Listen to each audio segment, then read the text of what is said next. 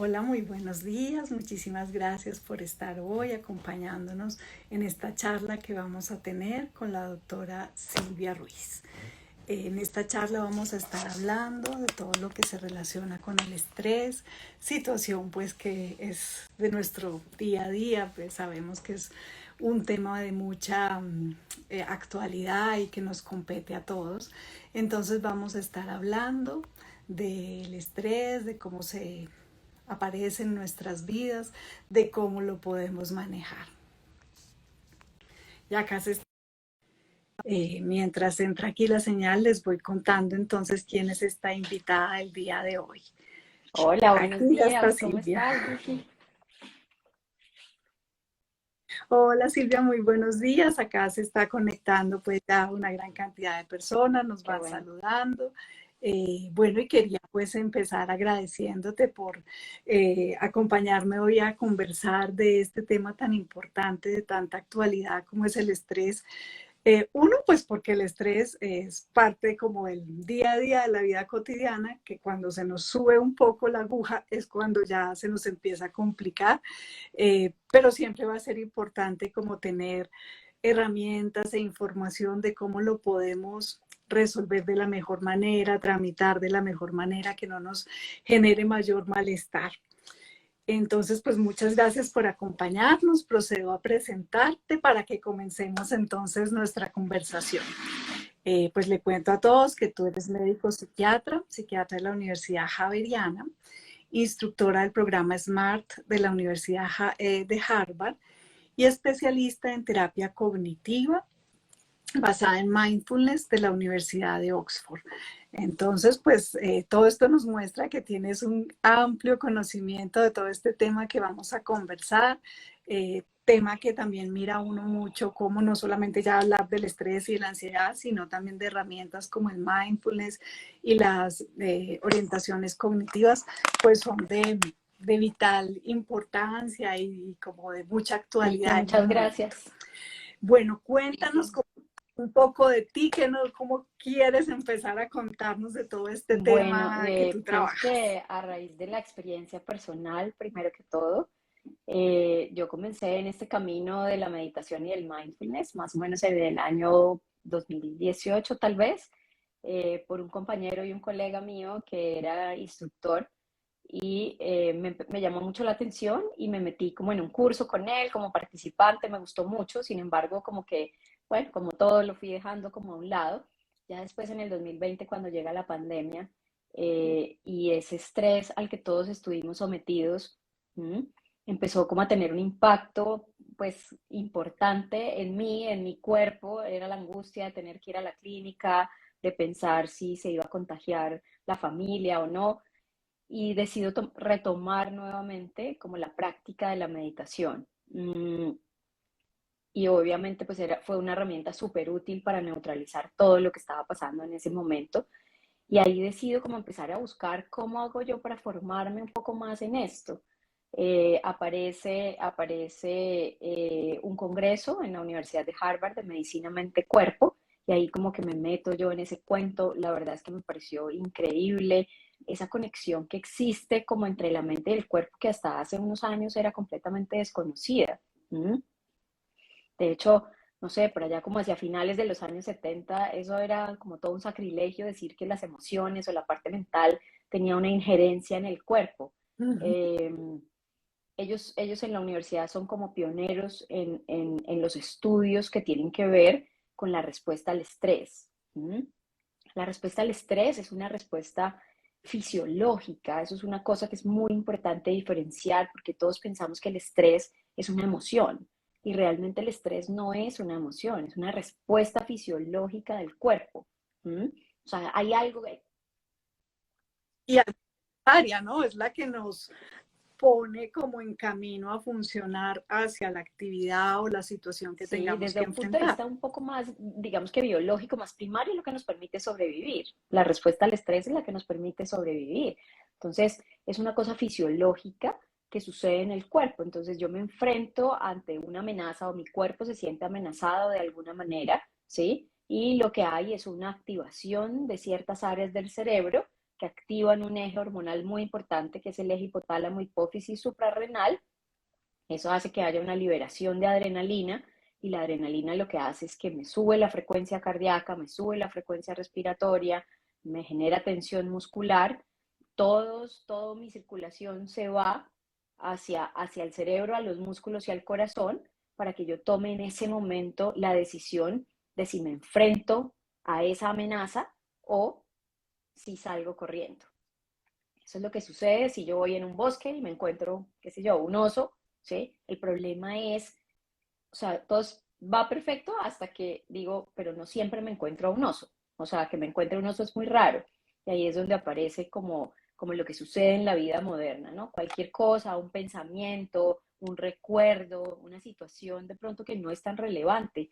No sé, salir y ver que hay trancón o saber que tengo que mandar un correo electrónico, me activa la respuesta al estrés. ¿Mm? Entonces hay esa activación de la respuesta al estrés. Pasa eso en la fisiología. El cerebro nuestro viene diseñado para soportar esos picos de estrés que suben y que bajan, ¿sí? Y es lo que nos permite funcionar, como decías tú, nos permite reaccionar, tomar, resolver un problema, un conflicto. ¿Mm? El problema es cuando mi cerebro empieza a tener demasiada activación de ese sistema. Entonces todo el tiempo así, llega un punto donde se queda así definitivamente. Y ahí es donde aparece la fisiopatología de la ansiedad, ¿no? Y de la depresión. O sea, de cómo la respuesta al estrés, de estar activa todo el tiempo, hace que aparezca, que comience a tener un impacto sobre mi cuerpo y empiece a aparecer la ansiedad, la depresión. ¿M? No solamente eso, sino que empieza a tener un impacto también sobre la parte fisiológica de mi cuerpo, ¿sí? Y empiezo a tener entonces fibromialgia, hay un aumento de la probabilidad de que sufra de alergias, de enfermedades autoinmunes, ¿sí? O sea, hay como una disregulación de todo ese sistema inmunitario, entonces estoy más predispuesta a sufrir de infecciones, toda una cantidad de cosas. Incluso hay asociaciones directas entre el estrés emocional y el cáncer, ¿no? El síndrome metabólico, todo lo que tiene que ver con la parte metabólica, como esos niveles elevados de cortisol de manera permanente hacen que tenga una mayor predisposición a sufrir de obesidad, de diabetes. O sea, hay como una cantidad de cosas acá que suceden y que van mucho más allá de simplemente creer como que ay, me estoy preocupado o me siento angustiado por alguna cosa, sino todo lo que está pasando en nuestro cuerpo. Me encanta toda esta conexión que nos haces, cómo pues se relaciona toda la parte de mente, cuerpo. Y retomo entonces desde el inicio lo que nos venías contando tan honestamente de cómo llegaste tú a estudiar toda esta parte del mindfulness, porque fíjate que nos estabas contando cómo una situación de cambio, de estrés, de modificación de la vida alrededor de la pandemia que a todos nos generó un descuadre, obviamente ahí puede haber una respuesta que me permita ser mucho más adaptativo frente a ese estrés. Y tú empezaste a buscar herramientas que te ayudaran a ti y dentro de tu trabajo, pues que también se pudieran aplicar en la vida cotidiana.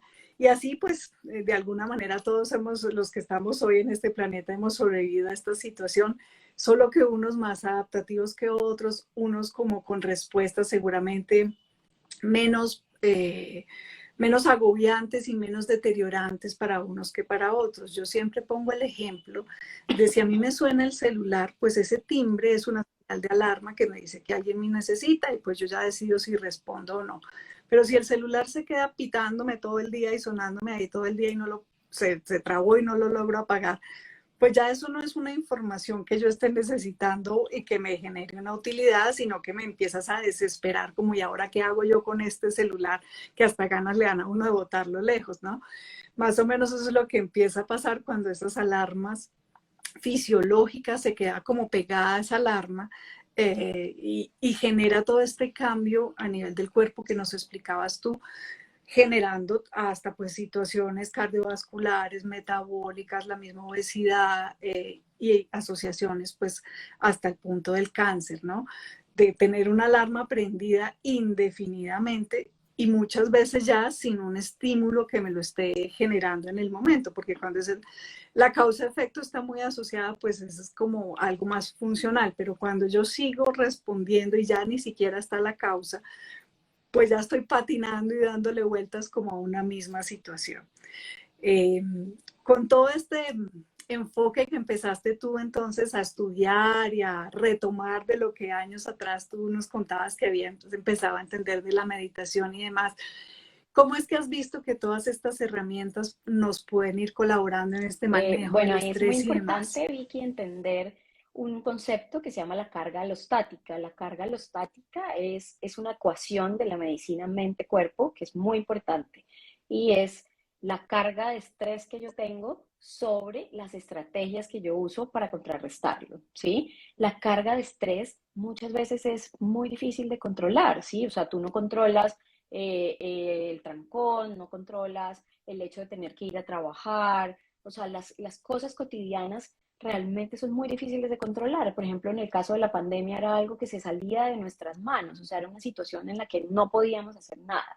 Y la mayoría de la carga del estrés es eso. Tú no depende de ti que te llamen y te digan que tu mamá se enfermó, que está en la clínica, o sea, tantas cosas que suceden en el día a día que hacen que tengamos esa carga de estrés. Pero la ecuación sí cambia cuando yo mejoro las estrategias para contrarrestarlo, ¿sí? Si yo tengo una carga de estrés muy alta y unas estrategias muy bajas, eso me va a dar una mayor carga alostática y esa carga alostática, a mayor carga alostática, va a haber una mayor vulnerabilidad a la enfermedad, ¿sí? Entonces, el punto acá está muchas veces no en qué hago yo para controlar el estrés, porque difícilmente lo puedo controlar, pero sí cuáles son las estrategias que yo uso para contrarrestarlo, ¿sí? Y aquí es donde aparece todo el tema del mindfulness y la meditación, además de otra cantidad de estrategias, ¿sí? Usualmente, cuando uno está muy estresado, cuando uno está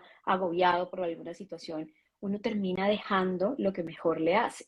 O sea, lo primero que uno deja es lo que mejor le hace, ¿sí? Entonces, si tú haces deporte y tienes muchísimo trabajo, dices, no, no puedo ir hoy al gimnasio, no alcanzo, tengo que entregar este informe, si te llama una amiga, esa conexión social que es tan importante para nosotros, que fíjate que era una de las cosas que pasaba en la pandemia también, o sea, no solamente era la amenaza real al cuerpo, sino la poca conexión social que podíamos tener. Entonces, si te llama una amiga y te dice, Vicky, vamos a tomarnos un café, y tú dices, no, tengo que entregar este informe, lo siento, no te puedo acompañar. La alimentación saludable, que es otra cosa fundamental para contrarrestar el estrés, deja de ser una estrategia porque llegas muy tarde, pides un domicilio o empiezas a comer mal. Entonces uno comienza a dejar todas esas estrategias a un lado, la creatividad, si tenías un hobby, lo dejas a un lado. Entonces, el Y el sueño dormir también reparador, es otra de las que te empieza a exacto. acontecer a uno. Entonces digamos que acá es donde uno comienza a intervenir y uno dice, ve, tengo que mejorar las estrategias, ¿sí? Y dentro de estas estrategias, una muy importante, aparte de las que ya hemos hablado, es la meditación, ¿sí? ¿Por qué la meditación? Porque cuando mi respuesta al estrés está activa, hay una activación del sistema simpático, que es lo que hace que a mí se me suba la frecuencia cardíaca, la frecuencia respiratoria, bueno, se me reseque la boca, se me pongan frías las manos. Pero cuando yo comienzo a meditar, lo que hay es como un switch en las zonas del cerebro que comenzamos a usar. Entonces hay una activación ya no de la amígdala, sino hay una activación de la corteza prefrontal, ¿sí? Que finalmente es lo que nos diferencia a nosotros de los demás animales. Entonces hay una activación de esa corteza prefrontal y de ahí viene la activación del sistema parasimpático que hace todo lo contrario al sistema simpático, ¿sí?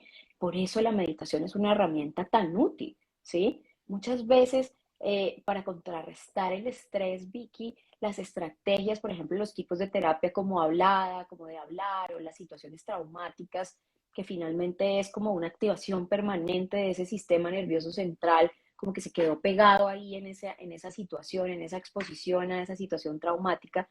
Entonces, las estrategias que tienen que ver con mente-cuerpo, como volver, como activar ese sistema parasimpático, son las que son más eficaces incluso que la terapia verbal, ¿no? y ahí es donde la meditación y el mindfulness comienzan a ganar terreno. ¿Mm? Mm, Me gustaría hacer como una diferenciación entre el mindfulness y la meditación.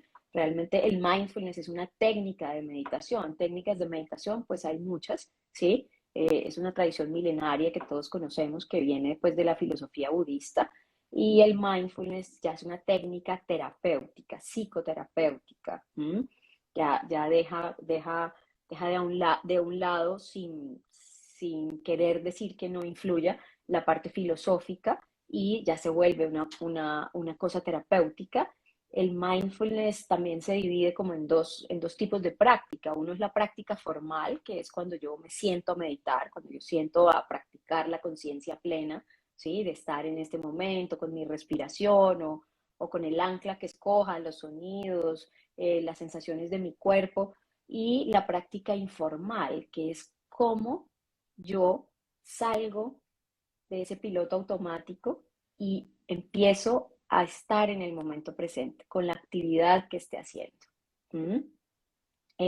Ahí también un concepto que también es muy importante es ese concepto de piloto automático, ¿sí? El piloto automático es el hecho de que yo cuando mi cerebro tiene una memoria activa que es limitada, ¿sí? Eh, yo necesito de alguna manera ampliar esa memoria activa. Entonces lo que hace el cerebro es que en la medida en que yo hago una actividad de manera repetitiva, ¿sí? Ya no necesito tener la conciencia en esa actividad. Un ejemplo claro de esto es, por ejemplo, manejar. Cuando todos aprendimos a manejar, sacábamos el pie del clutch, se apagaba el carro, de pronto nos dábamos cuenta que el carro iba revolucionado porque de primera no éramos capaces de pasar a segunda. Después de un tiempo uno puede, no sé, divorciarse sin mientras va pensarlo. manejando y uno ni siquiera se está dando cuenta que Ujú, está manejando. Entonces, ujú. ¿qué sucede? Los estudios muestran que nosotros vivimos el 90% del tiempo en piloto automático, ¿sí? O sea, mientras todo, mejor dicho, no vivimos en el momento presente, ¿sí? O sea, mientras estamos, no sé, respondiendo un correo, estamos pensando en la reunión que tenemos más tarde, mientras estamos en la reunión, estamos pensando en la comida, en la lista del mercado, y funciona como cuando uno empieza a abrir muchas aplicaciones en el celular o en el computador, empiezas a abrir ventanas, ventanas, ventanas, ventanas, hasta que llega un punto donde se empieza a enlentecer hasta que se bloquea. Se traba Claro. completamente Entonces a también nosotros nos aquí pasa lo esta. mismo. Qué es el mindfulness? Cerrar, cerrar, cerrar, cerrar y quedarme solamente con una ventana abierta, que es la del momento presente. ¿Sí? Si estoy comiendo, estoy solamente comiendo, no estoy, mientras estoy comiendo, estoy viendo televisión, estoy mandando un correo, estoy haciendo otra cosa. ¿Mm? Y esa, Me clave lo que dices tú ahí porque muchas personas dicen, pero es que yo no puedo dejar la mente en blanco, no la puedo dejar quieta. No es que tiene que estar una página en exacto, ese blanco ahí. es un mito muy frecuente que hay alrededor de la meditación, ¿sí? Que Sí, meditar es poner súper la mente en blanco, no tiene absolutamente nada que ver. Yo creo que ni el yogi que lleva 60.000 horas meditando allá en Nepal es capaz de dejar la mente en sí. blanco, o sea, no existe, la mente en blanco no existe, ¿sí? O sea, lo que existe es el momento presente, es mi ancla, es que yo escojo en dónde quiero poner mi atención, ¿sí? Entonces, se trata de eso, de salir de ese piloto automático, de cerrar todas las ventanas y decir, bueno, yo me voy a sentar y voy a escoger en dónde pongo mi atención, ¿sí? Si estoy practicando formalmente, estoy sentada con los ojos cerrados, pues escojo cuál es mi ancla, que puede ser la respiración, que es muy frecuente, la respiración, porque es algo que sucede solamente en el aquí y en el ahora, ¿sí? Porque la respiración, o sea, cada Ujú. respiración es única, ¿sí? Empieza y se acaba, empieza y se acaba, porque es portátil, ¿no? Todo el tiempo yo lo puedo hacer en donde quiera, a la hora que quiera, o sea, y siempre es muy importante saber que mientras yo pueda respirar, siempre puedo volver a comenzar. ¿Mm? Y eso es fundamental, eso es fundamental. Pero también puedo escoger otras anclas, como los sonidos de afuera, o si estoy de pronto al lado de una nevera, puedo oír el ruido de la nevera, concentrarme en eso, o en las sensaciones del cuerpo. ¿Mm? Y ahí hay una parte como fundamental de la meditación, y es que vivimos a veces tan desconectados de todo, incluso de nosotros mismos, ¿no? De nuestro cuerpo, o sea, como que no, no, no. Entonces, mediante la práctica de mindfulness, poniendo la conciencia en el cuerpo, ¿sí? Podemos volver a recuperar como esa conexión, ¿m? Esa conexión que es fundamental. Entonces, lo importante acá es que la práctica del mindfulness puede ser formal, pero yo también puedo meditar mientras me siento a tomarme el café de la mañana, ¿sí? O sea, mientras yo me siento a tomarme el café y le pongo atención al color, al olor, al sabor, a la temperatura, ¿sí? Estoy meditando. Eso es una práctica meditativa y tiene el mismo efecto, ¿sí? Que si yo me sentara, no sé, 10 minutos a hacer una meditación. ¿Mm? Eh, Esto sería entonces como un equivalente, si vuelvo a poner el ejemplo del celular que se le pegó el timbre, como lo miro bien y busco dónde es que está el botoncito que le apaga el timbre, y en este caso esta meditación es la forma como de volverlo a poner y de regularlo a lo que le corresponde, o para poder funcionar mucho más sí, así es. equilibradamente. Además que la práctica de la meditación, Vicky, tiene, o sea, aparte de, bueno, de estar yo en el momento presente y teniendo la conciencia, uno comienza a cultivar una cantidad de cosas que uno no se está dando cuenta, ¿sí? Entonces, por ejemplo, cultivas la aceptación, ¿no? O sea, una de las normas fundamentales de la meditación es estoy acá con lo que hay, sin querer cambiarlo, sin juzgarlo. Entonces, de una manera como implícita, empieza uno a cultivar la aceptación, por ejemplo, ¿sí? De que las cosas son como son, no como yo quiero que sean, que es lo que nos genera tanto sufrimiento a los seres humanos, ¿no? O sea, cuando me cuesta tanto aceptar las cosas y yo quiero que sean de otra manera, ¿no? Mm, tiene el cultivo, pues obviamente de la atención y de la concentración, con todo lo que eso, o sea, con todo lo que eso ayuda en la vida cotidiana, en nuestros trabajos, en nuestras cosas, porque cuando uno comienza a meditar, luego comienza a darse cuenta que uno, de verdad, ese tema del multitask, comienza uno a dejarlo a un lado, uno dice, no, esto no es eficaz, o sea, esto no es productivo. ¿Mm? Entonces comienza uno como a cerrar, a cerrar, a cerrar todas esas ventanas y eso lo vuelve a uno más productivo. Una cosa también muy importante es que empieza uno a volverse mucho más compasivo con uno mismo, ¿sí? A ser mucho más compasivo con uno mismo, a darse cuenta como, bueno, si mi mente se me fue a otro lado, no importa, yo la vuelvo a traer de una manera amable, y lo mismo en la vida cotidiana, comenzamos a ser mucho más compasivos con nosotros mismos. Si nos equivocamos, pues en vez de ser tan duros, como que, bueno, no importa, sí, aquí estoy para mí, puedo volver a comenzar, ¿sí? Como es, Eso es clave. Fíjate que sumado a esta parte fisiológica de la que hablábamos al inicio, pues que todo el cuerpo empieza a reaccionar, es muy frecuente que simultáneamente el pensamiento esté en un punto de crítica, de descalificación, de automaltrato, y poder aprender a mirarse de una manera mucho más objetiva, empática y compasiva, pues es importantísimo también para que ese nivel fisiológico pueda bajar.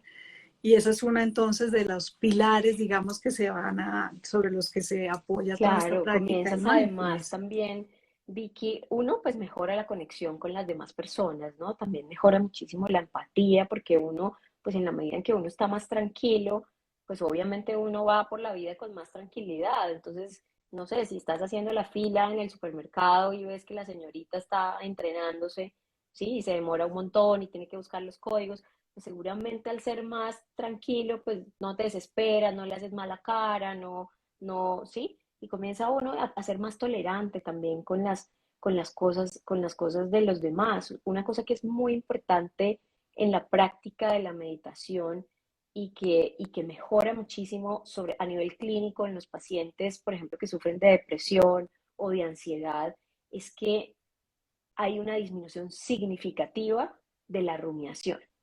¿Mm? Una disminución significativa. ¿Qué es la rumiación? La rumiación es el hecho de que yo empiece con un pensamiento, me llegue un pensamiento a mi cabeza y de ahí arme toda una historia, para nadie es un secreto, ¿sí?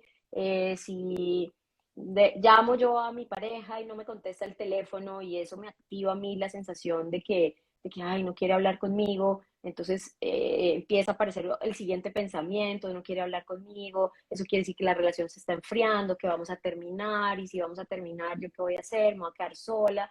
Bueno, hasta que eso va generando toda una cadena de cosas, hasta que yo, no sé, soy capaz de verme como una adulta mayor en un hogar geriátrico, sola, soltera, sin hijos, simplemente porque mi pareja no me respondió el teléfono en el momento en que yo quería, ¿sí? Entonces, cuando yo practico la meditación, ¿sí? Comienzo a ser capaz de ver mis pensamientos desde afuera, como a tomar distancia y abrir como un huequito entre esto y mi pensamiento.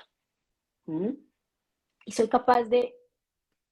Bueno, fíjate que lo quedaría como muy claro que son herramientas no solamente para quien tiene un diagnóstico de depresión o de ansiedad, porque tú nos has puesto ejemplos súper cotidianos como el de la persona en el supermercado que uno empieza, ay, pero a mí siempre me toca el aprendiz, pero porque siempre me toca esperar, pero es que yo estoy de afán y no voy a lograr salir y uno ya quiere como, o sale uno desesperado y no compra lo que iba a comprar, o está uno ya de mal genio por la vida, porque siempre me toca a mí, porque esta chica no responde rápido. Y eso nos pasa a todos sin que tengamos ningún tipo de patología ni diagnóstico. Y lo mismo de cómo interpretamos un evento, me contestó, no me contestó, se enojó conmigo y lo llevamos hasta la catástrofe a 1000 años a futuro.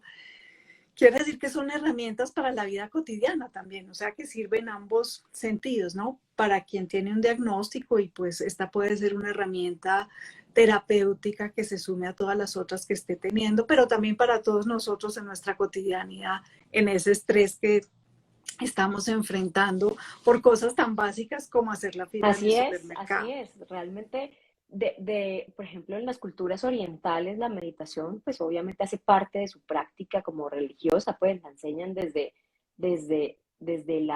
los niños, ¿sí? Y eso hace que vivan una vida como más tranquila, ¿no? Que vivan una vida más tranquila. Por eso es una herramienta que es útil en cualquier momento. Esto es una habilidad. Realmente lo que es una habilidad, ¿sí? O sea, una habilidad que se entrena como todas las habilidades. ¿M? Inicialmente puede costar. Además, porque el cerebro tiene toda la posibilidad de entrenarse en positivo o en negativo en lo que decidamos. A veces nos entrenamos en rumiar, pero también nos podemos entrenar en aprender a frenar todo eso y a disminuir esa respuesta fisiológica con Claro, herramientas claro, como lo que esta, hace ¿no? uno, usualmente estamos diseñados para reaccionar, ¿no? Entonces aparece el estímulo y yo reacciono, el estímulo y yo reacciono.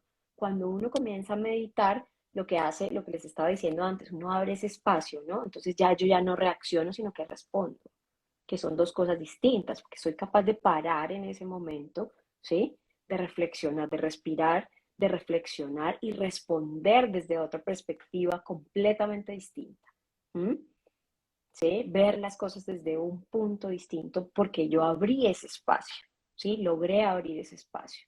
No quiere decir, ¿sí? Porque ahí hay una cosa que es muy importante que son los pensamientos automáticos. Usualmente esa forma, ese tinte que tenemos de pensar las cosas, pues viene de toda esa parte cognitiva de atrás, ¿no? De la parte genética, de la parte aprendida, de las vivencias, de lo que hemos vivido en nuestra vida, de los traumas, ¿sí? Y eso hace que sea pues difícil porque se convirtió en un hábito de pensamiento. ¿M? Y como todos los hábitos es muy difícil de derrumbar. Entonces lo que yo pretendo hacer con la meditación, digamos que no es tumbar un hábito, sino construir un mejor hábito, ¿sí? Y en la medida en que yo construyo un mejor hábito, como que de alguna manera voy dejando que el otro se vaya como opacando, opacando, opacando, puede que desaparezca, puede que no desaparezca del todo, pero sí al yo construir un mejor hábito de pensamiento, pues voy a poder relacionarme de una manera distinta, voy a poder vivir mi vida de una manera diferente. ¿Mm? Pero algo en lo que quiero ser clara es que esto es una habilidad que es sujeta de entrenamiento. ¿Mm? Silvia, ¿hay algún requisito para poder entrenarse en estas La habilidades? verdad, no, ninguno. A veces ni siquiera la limitación física, Nada. ¿no? O sea, la meditación le permite a uno, por ejemplo, adoptar diferentes posturas, no necesariamente tiene que estar uno sentado con las piernas cruzadas, hay meditaciones que se hacen acostado, hay meditaciones que se hacen de pie, hay meditaciones que se hacen en movimiento, eso es una cosa también importante, ¿sí? O sea, meditaciones formales que se hacen en movimiento, ¿sí? Que la gente a veces siempre piensa que uno tiene que estar en un cojín de meditación con las piernas cruzadas, pero no, o sea, realmente la meditación se puede adaptar a muchas posturas, ¿sí? A diferentes posturas y se puede realizar de diferentes formas. Uno lo que debe hacer es explorar, ¿no? Con cuál, digamos que con cuál me acomodo mejor, de qué manera, explorar, explorar, explorar. Y uno va encontrando como su camino, como su camino. Esto es como tocar un instrumento. ¿Mm? Es igual. Ujú. Y para todas las edades, entonces, Sí, igualmente sí, puede funcionar. desde los niños, ojalá, hay países, ¿no? Como Inglaterra, por ejemplo, donde ellos ya llevan un buen tiempo, yo diría que unos 10 o 12 años, metiendo el tema de la meditación dentro dentro del pensum académico de los niños, ¿no? Y ya tienen estudios de cómo mejora, de cómo cuando yo los enseño desde chiquitos, cómo mejora, por ejemplo, el comportamiento. O sea, son niños que tienen menos problemas de comportamiento, que tienen un mejor manejo de sus emociones, de su parte emocional. De hecho, acá también ya estamos viendo cómo algunos modelos educativos empiezan a incluir el mindfulness y la meditación dentro de su parte académica. ¿Mm? Bueno, o sea que es algo que podemos seguir entrenando. ¿Se requiere siempre algún tipo de ayuda o de persona que nos acompañe, que nos vaya enseñando o cómo se puede Mm, ir logrando? a ver, en otros países, digamos que en otros países que va un poquito más avanzado como este tema de la meditación, consigue uno, por ejemplo, pues muchas más herramientas, ¿no? Entonces hay aplicaciones para comenzar a meditar, pero yo siento que como hay tantos mitos alrededor de la meditación, ¿sí? Lo que sucede con mucha frecuencia en mi experiencia cuando la gente quiere empezar a meditar es que le dicen a uno como, mira, sabes que yo creo que esto no es para mí, yo me desespero, me quiero mover, me empiezan a llegar mil pensamientos, ¿sí? Y la gente desiste con mucha facilidad del intento de hacerlo por su cuenta. Entonces, a veces siento yo que se necesita como la guía, como alguien que lo contenga a uno y le vaya explicando como, mira, no pasa nada, esto es así, o sea, esto puede ser, o sea, esto puede suceder, inicialmente puede suceder, pero poco a poco las cosas van mejorando, ¿sí? Se vuelve muy difícil, la mente puede llegar a ser muy ruidosa porque yo no soy consciente de eso, ¿sí? Entonces cuando yo empiezo a crear conciencia de de lo ruidosa que es, pues eso me aterra, me genera angustia, ¿sí? Darme cuenta que tengo mil pensamientos por hora. ¿Mm? Entonces, Sí, yo creo que aunque muchas cosas pues se pueden hacer de manera autodidacta, en general el tener una persona que nos acompañe, nos ayude, nos guíe en cualquier actividad de la vida que aprendamos. Fíjate que hace un rato comparábamos con aprender a manejar un carro, que al principio uno necesita quien le diga cómo prenderlo, cómo arrancar, que le dé a uno también claro, cierta confianza. Y hasta que un día uno ya lo hace solito y como decías tú, pues ni siquiera lo va uno pensando, ¿no? Entonces sí pienso que es importante tener esa guía, sobre todo mientras uno se va entrenando y va aprendiendo y va cogiendo como todas las herramientas y le va perdiendo como el claro, susto, ¿no? Porque mucha gente se asusta de no es para mí o yo no lo logré o esta vez me costó, entonces como que no claro, lo voy a claro. lograr, Además ¿no? que como viene la parte de la terapia, digamos que la meditación pues la puede practicar cualquier persona, pero la parte terapéutica, o sea, la parte de terapia cognitivo-conductual, ¿sí? Digamos que ese sí es indispensable que haya un terapeuta, ¿m? Que haya la... Así, claro, ya desde el punto de vista terapéutico sí no puede ser autodidacta, claro, ahí sí se requiere pues el terapeuta Sí, o sea, experto el que pueda mindfulness, acompañar. el MBST realmente es un tipo de terapia experiencial, ¿no? O sea, yo voy aprendiendo con mi experiencia, pero obviamente necesito el terapeuta ahí, Ujú. pues que es el que va a guiar todo este proceso, ¿m?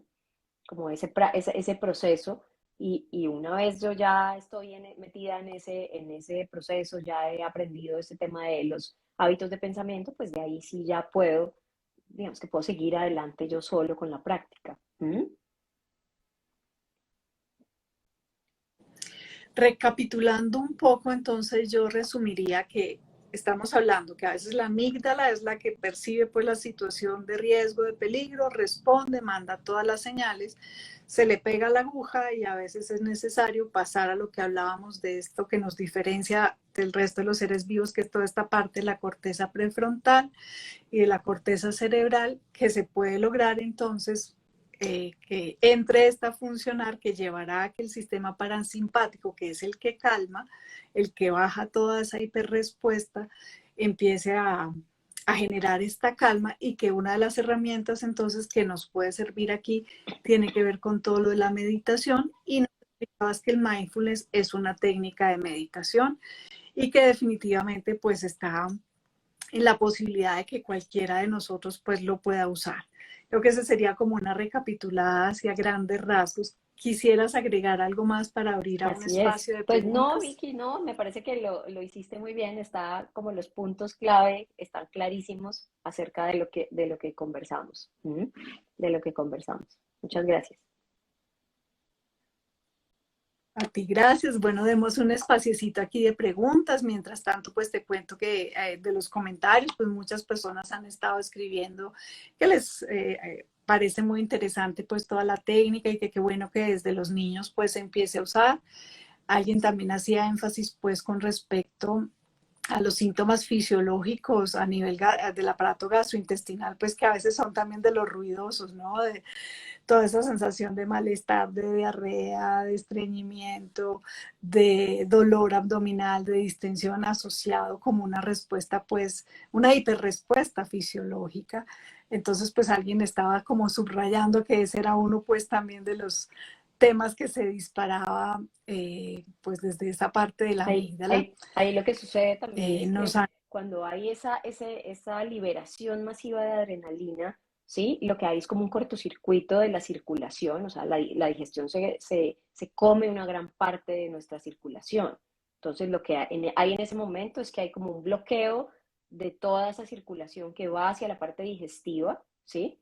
Para que se pueda ir al cerebro, a los músculos y al corazón. Y de ahí también es de donde viene la asociación entre los problemas gastrointestinales y el estrés. ¿Mm?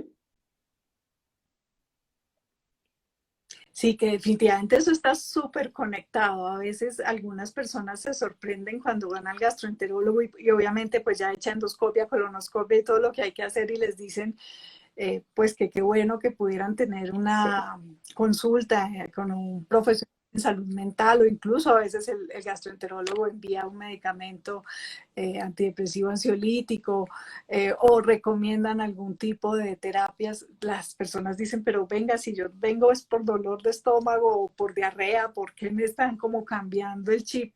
Pues porque definitivamente, como hablábamos al principio, todo está conectado y se hace toda una cadena de eventos, muchas veces de esa respuesta claro, cada vez hay un fisiológica. reconocimiento mayor, ¿no? Por parte de las otras áreas de la medicina, del impacto que tiene el estrés en toda la fisiopatología de ese tipo de enfermedades, la fibromialgia, el dolor, por ejemplo. Sí, el mindfulness, la meditación es una herramienta súper útil para contrarrestar el efecto del dolor, ¿sí? Porque tiene mucho que ver más el tema del dolor, más allá del dolor es lo que significa para mí. ¿M? O como esa parte, entonces sí, cada vez está más ampliamente reconocido por el resto de nuestros colegas, incluso por la población, ¿no? La gente ya como que no se le hace raro. ¿M? Los pacientes con fibromialgia que los manden al Bueno, psiquiatra. ¿M? el dolor, definitivamente el dolor, que es una de las consultas, pues, digamos, desde el punto de vista médico en cualquiera de las áreas, el dolor Ujú. en general, cómo puede aliviarse y de manejarse mucho más tranquilamente con una herramienta como estas, ¿no? Habrá dolores que desaparecen, habrá dolores como el de la fibromialgia, que son a tan Sí, largo plazo y pues que hacen picos y valles, y que a veces hay momentos de mucho dolor y luego se calma.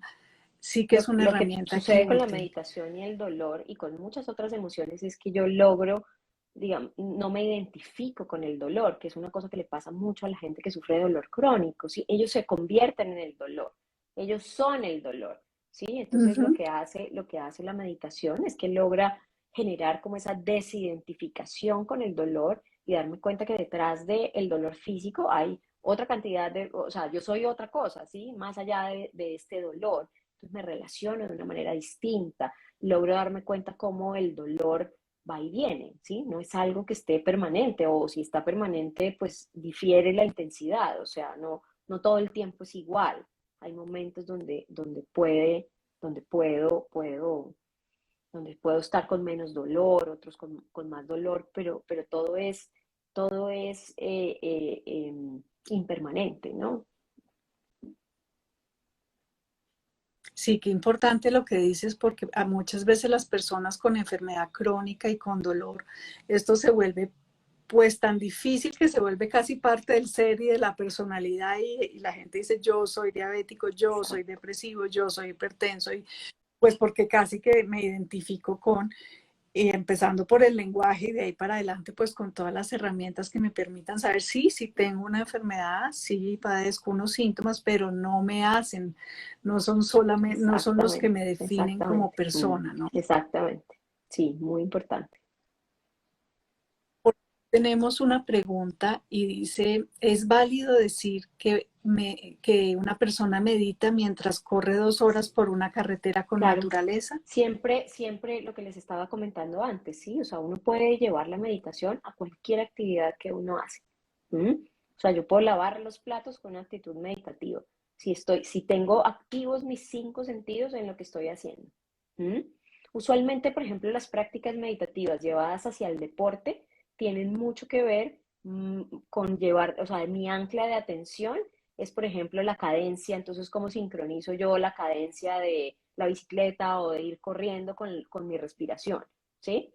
Pero sí, por ejemplo, yo puedo hacer una práctica meditativa mientras camino por un bosque, ¿sí? Estoy haciendo una caminata consciente, estoy haciendo una caminata Ujú. consciente y eso es una práctica meditativa.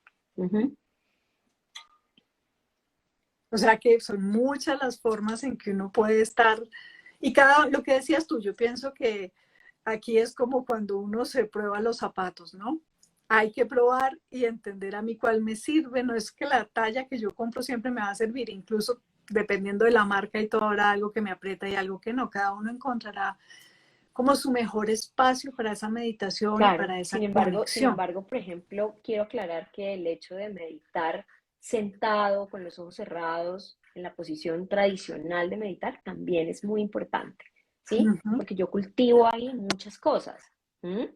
Muchas cosas, y es empezando por lo que estábamos hablando, ¿sí? Que no siempre las cosas son como yo quiero, ¿sí? O sea, yo quisiera meditar, sí, mientras corro, mientras hago ejercicio, o me cuesta mucho trabajo quedarme quieto, o me empieza a doler la espalda, pero ¿y qué pasa si yo lo puedo soportar? O sea, puedo soportar 10 minutos sentado, puedo soportar la incomodidad, puedo soportar de pronto la molestia o la tensión en el cuello si me quedo sentado. Entonces, la práctica sentada, o sea, también es una práctica que es muy importante.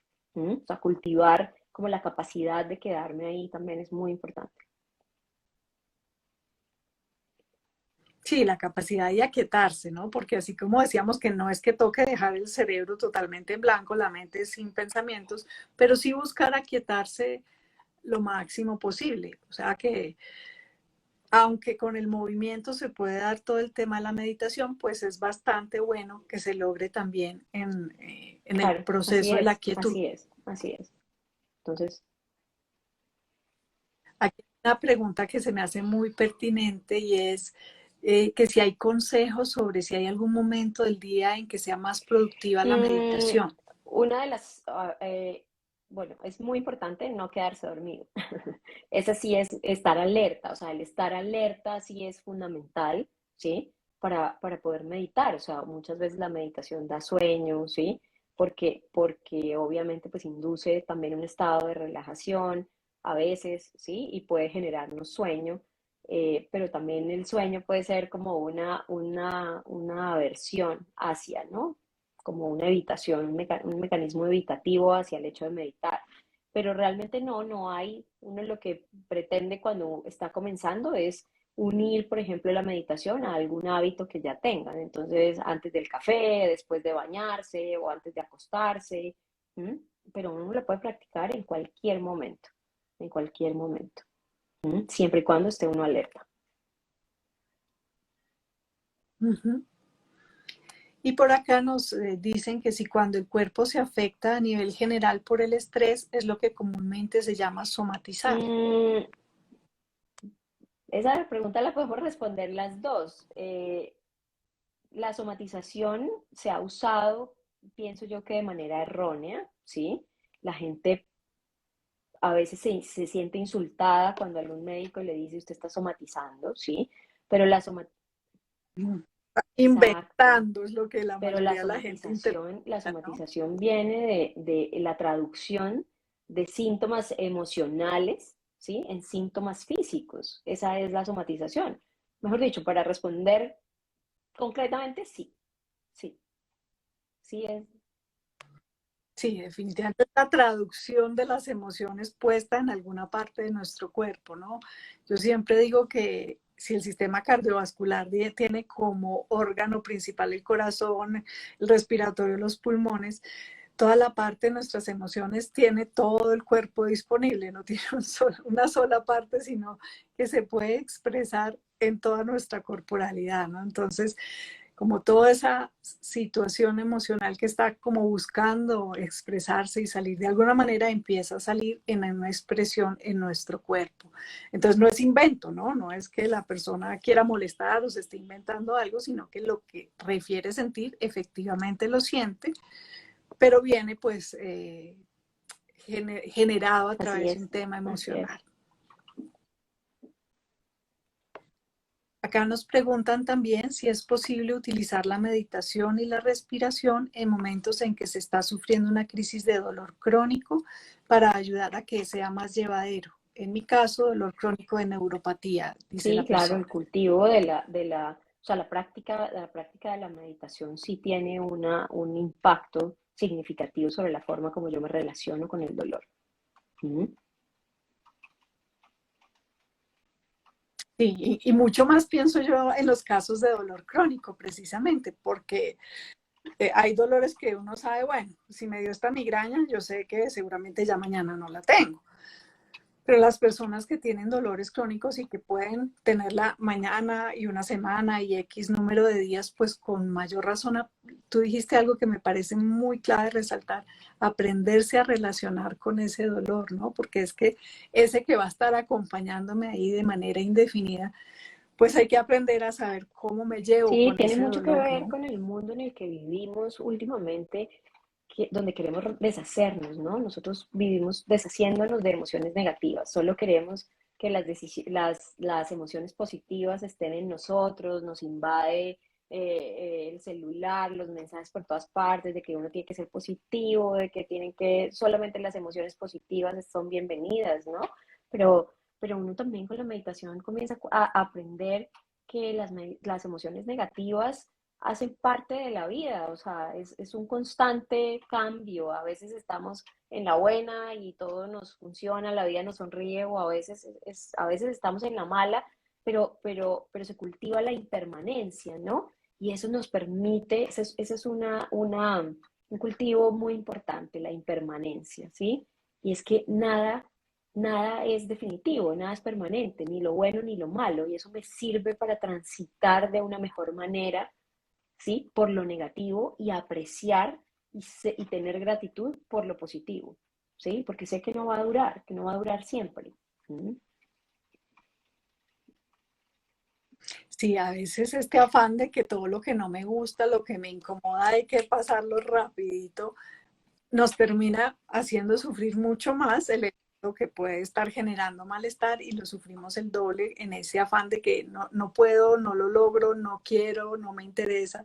Pues seguramente no nos gustará, pero es parte de, o sea, hay cosas, decías tú al inicio de nuestra charla, pues que hay cosas que definitivamente no van a depender de mí. El, cómo llegan y sobre todo estas que son difíciles, pues llegan y seguirán llegando. Entonces, el cómo aprenderlas a manejar para poder transitar todas esas situaciones Claro, definitivamente es así súper es, clave. así es. Hay una frase de Buda que es famosa y que es muy, es muy valiosa, que dice que el dolor es inevitable, pero el sufrimiento es opcional. ¿Mm? Y así es, o sea, yo no puedo evitar las cosas negativas, los eventos negativos en mi vida, no hay forma de evitarlos, ¿sí? Pero yo sí puedo modificar cómo me relaciono yo con ellos y cómo los transito, de qué manera los transito. ¿Mm? Sí, fíjate cómo, pues todo lo que trabajamos siempre desde salud mental, hay muchas cosas tienen que ver en cómo las interpreto, ¿no? Como un mismo evento, una persona que tenga temor a hablar en público, pues puede colapsar cuando le dicen que tiene que hablar en público, mientras que alguien que trabaja dando conferencias, pues simplemente es su día a día, su mundo cotidiano y está haciendo lo que le gusta y sabe hacer. Y es la misma situación, pero la interpretación que cada persona le da es lo que va a poner el ingrediente de bienestar o de sufrimiento. Y es todo eso lo que se puede ir entrenando, ¿no? El cómo lo percibo y el Ujú. cómo O lo cómo tramito en paro mi un vida. momento y lo veo desde otro punto diferente, desde otra perspectiva distinta. Ujú. Así es. Bueno, pues no, yo creo que todo esto que nos has enseñado y compartido tan amablemente, pues es súper útil. Yo creo que más de uno ha quedado motivado y con una claridad de lo que es el estrés, de las herramientas que podemos tener y seguramente pues queda ahí como esas ganitas de seguir entendiendo y buscando cómo aplicar pues lo que nos has dado en estos principios generales, que yo creo que son útiles pues para todos nosotros en nuestra vida cotidiana. Pues te agradezco muchísimo, Silvia, por haber pues, aceptado esta invitación, por estar conectada un sábado, que pues no es fácil con nuestros tiempos de familia y de tantas actividades que tenemos, pues sacar este ratico para compartir con los demás este conocimiento tuyo. Así que muchísimas gracias. Y bueno, a todos los que nos han acompañado, espero que toda esta información les haya sido súper útil y que sigan pues investigando todo lo del mindfulness y puedan ponerlo muy en práctica en el día a día y en la vida cotidiana. Un feliz fin de Vicky, muchas semana para gracias a ti por todos. haberme invitado. Espero que haya sido muy, muy productiva la conversación para aclarar las dudas acerca del estrés y de cómo contrarrestarlo. Muchas gracias por invitarme. Bueno, Muchísimas gracias. No, a mí me gustó y yo sé que a las personas que están viendo esta charla también les ha gustado mucho porque los comentarios así bueno, lo han ido gracias. mostrando. Chao. Muy buen día, hasta luego, muchas gracias.